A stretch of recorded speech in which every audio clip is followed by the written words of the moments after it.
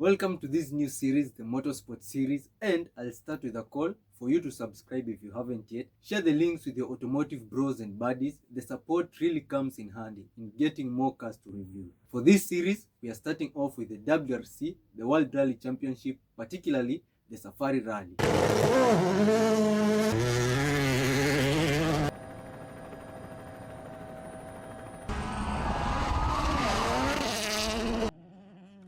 The World Rally Championship is an epic battle where a two-person crew, a driver and a co-driver, race specialized high-performance cars against the clock and the elements on closed public roads. It's a 3 to 4 day event across diverse terrains like gravel, and the team with the lowest cumulative time over 15 to 25 stages is the rally winner. WRC is the main championship, and we have WRC2 and WRC3, which are support championships.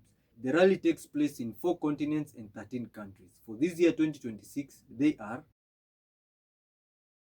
To better understand the Safari Rally, we need to go back in time. Safari Rally was founded in 1953 to celebrate Queen Elizabeth's II coronation.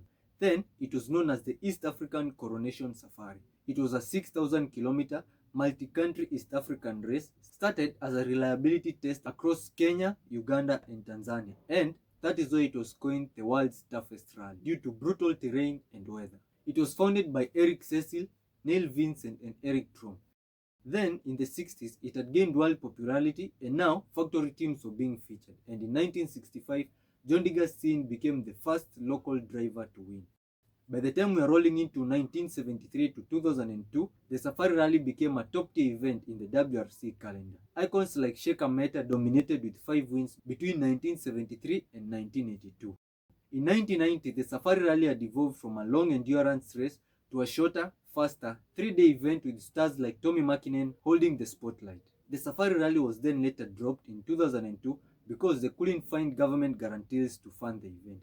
Separately, the East African Classic Rally was founded, mainly to revive the spirits of the original Safari Rally. As the name suggests, it was mainly for classic car enthusiasts, and here you get icons like the legend Ken Block, who participated in the 10th edition of the East African Classic Safari, 10-day, 5,000-kilometer rally in 2002 here on Kenyan gravel, driving a classic Porsche 911, where, despite being in the lead, he finished 16th position due to 6 punctures and a 2-hour penalty. And in 2001, the Safari Rally was back in the WRC calendar. From then, it's been based in the town of Naivasha in the Great Rift Valley, combining its traditional, treacherous, and unpredictable nature with modern rally safety standards. As I mentioned, Safari Rally is one of the most iconic and toughest rounds of the WRC calendar. Reason? Fesh Fesh is a powdery sand that resembles soft dust but behaves like quicksand. Danger: it conceals deep holes and rocks. Secondly, it slows down cars to a crawl.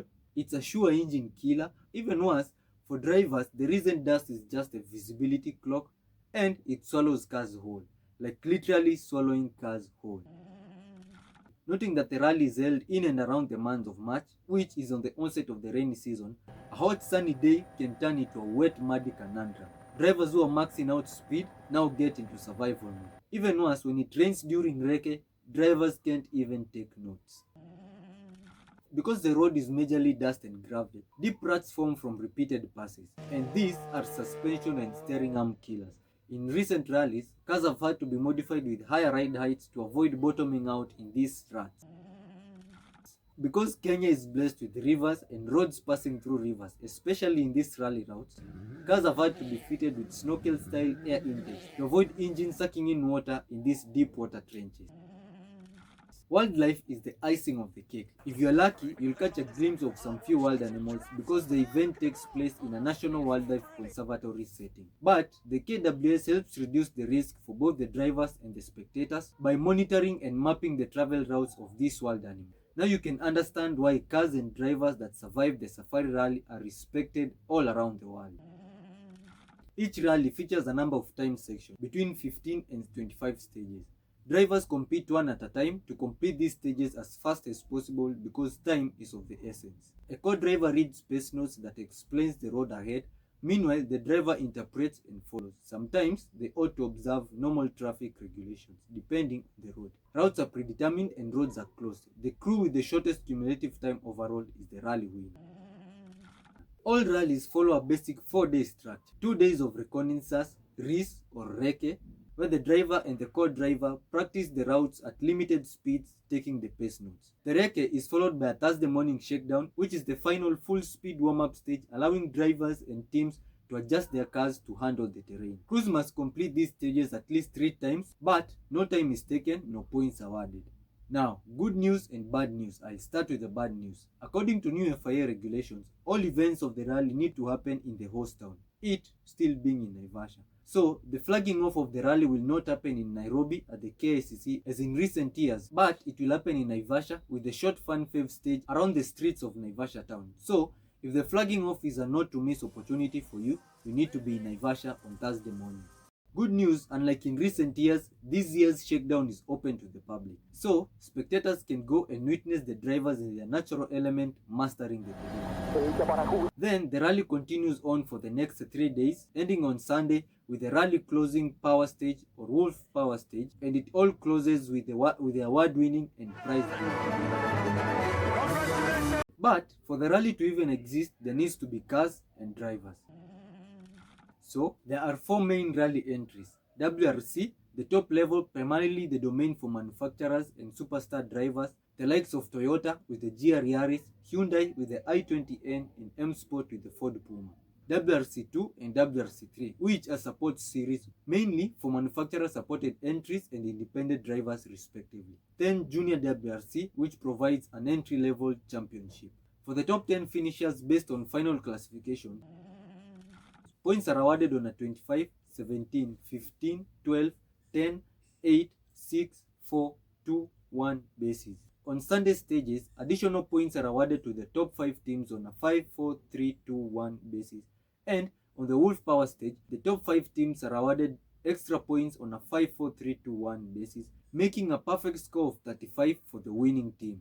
But during the race, cars might break down. So, the way other motorsports have what we call a pit stop, where cars can get refueled, get a tire change, or even a car swap, depending on the particular motorsport.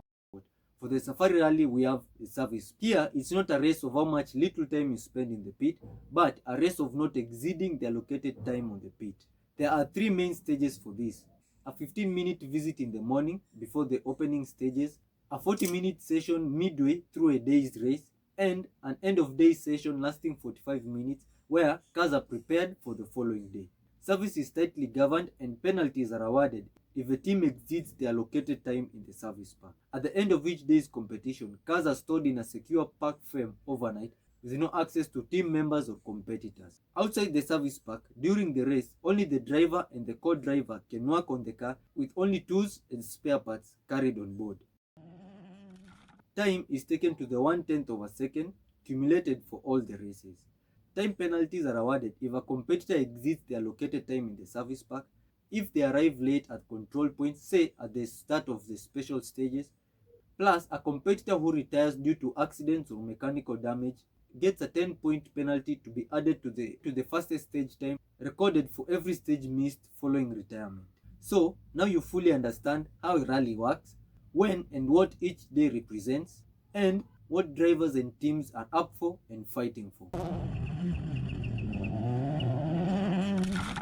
Thank you for watching, and let's meet in the next video where we'll dive deep into cars, teams, drivers, even our very own Kenyan drivers. Meanwhile, enjoy other reviews on the channel page. Till we meet again. I'm Nigel, and this is Car-natomy.